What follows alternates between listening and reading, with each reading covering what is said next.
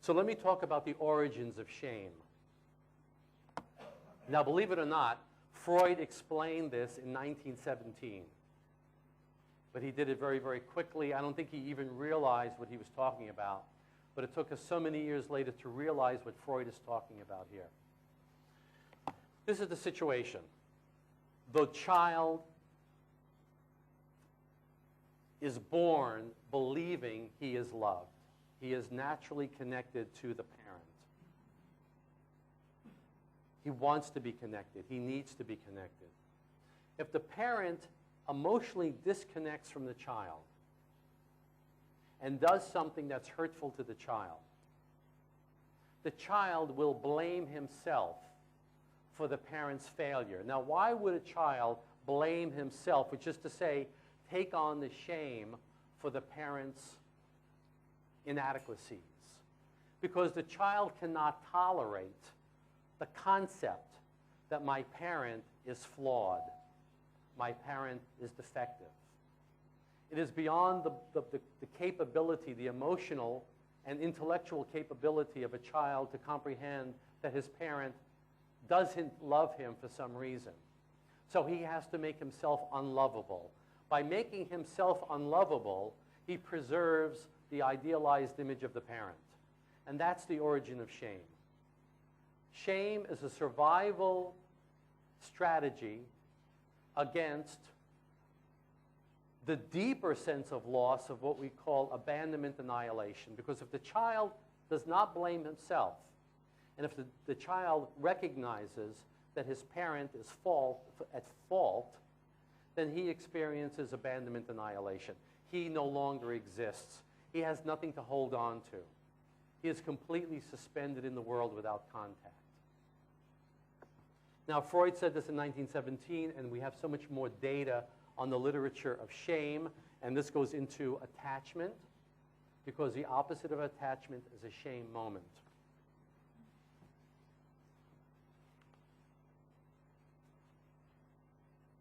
So let's talk about the origins of this shame that is the result of an attachment break.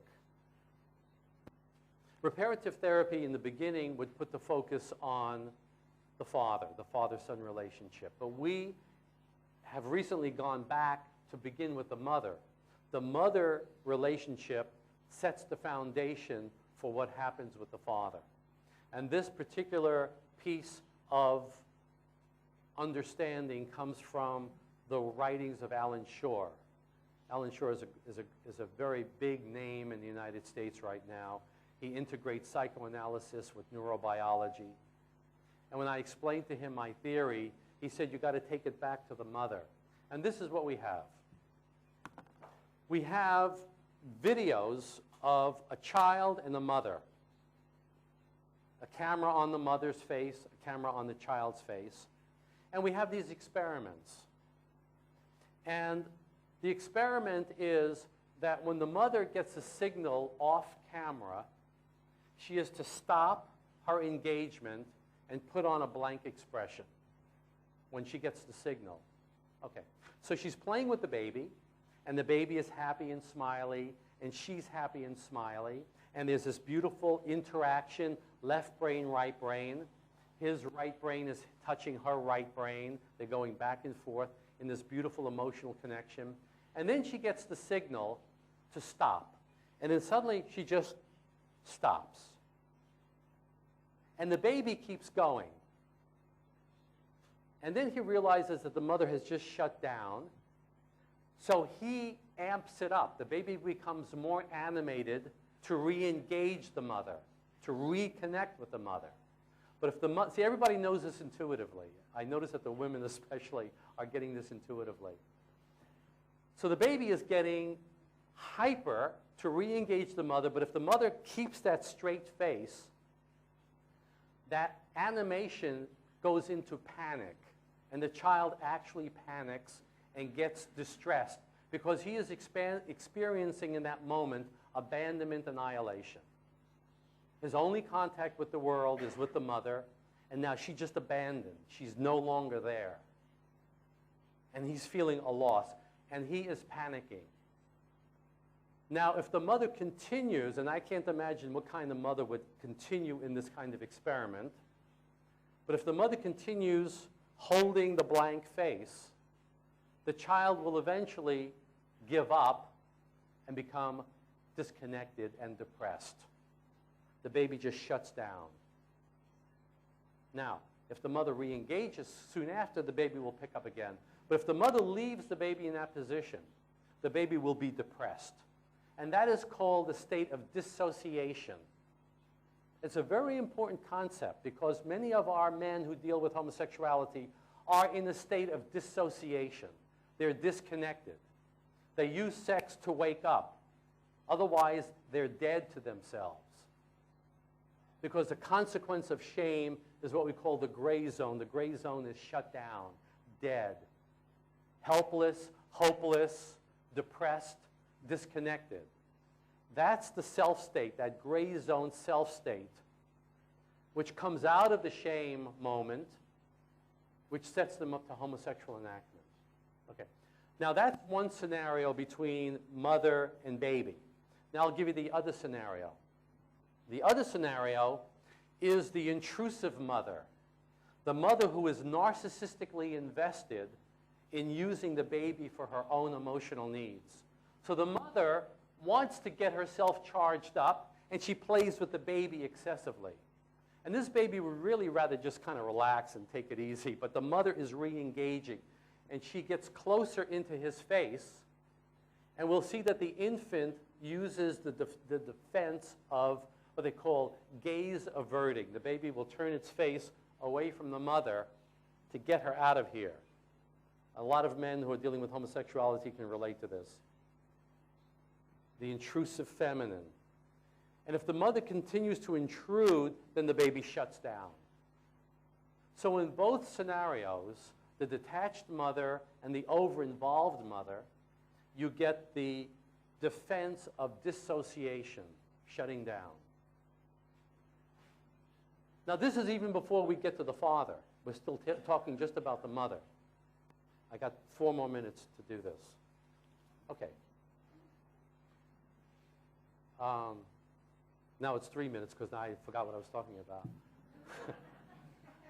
Okay, so in other words, now you may get these two patterns with the same mother. The mother who disconnects when she wants to, for whatever reason, because she had some thought in her mind, and then she reconnects when she wants to. So she engages and disengages, not dependent upon the baby's needs, but dependent upon her needs. This is called the narcissistic mother, or the mother who has a narcissistic relationship to the child. She is not there for the child is there for her. And the boy's defense is dissociation. Any kind of interpersonal disruption triggers dissociation. So now, before the boy even deals with the father, he is inclined, neurobiologically, he is conditioned to dissociate when anything displeasing happens. Whenever there is a disconnect, he dissociates. Okay, so now he reaches out to the father. And the father is typically distant, detached, uninvolved. Now the boy wants to connect with the father, but he's already predisposed to dissociation. So unless the father is what we call salient, salient means good and strong, that's what a boy needs to develop his masculinity. A father who is both good and strong. And if the father is good and strong, he can re-engage that boy. He can continue to remain attached to the boy and pull him out of that inclination to dissociate. And with that connection, make that male bonding, make that identification, and so the boy can introject the masculinity. But typically, we have a father who is passive. The boy is not engaged with him. The boy is timid and shy and reserved, even though at base he really does want to connect with the father, because he really does want his father's love.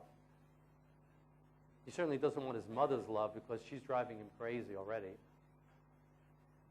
So we see the pattern, and this is a typical pattern over-involved, intrusive mother who uses the child for her needs, and a distant, attached, or critical father. A critical, hostile father would do the same thing, which would leave the boy in a dissociated state. So that feeling of dissociation, disconnection, not belonging, is a fundamental complaint of our clients. It's not about sexuality. The common complaint of our clients, even though they come in with homosexual problem, is feeling lost, disconnected, not emotionally involved. They have identity problem, they have self-esteem problem because they're not getting that support and recognition from other people. Of course, the gay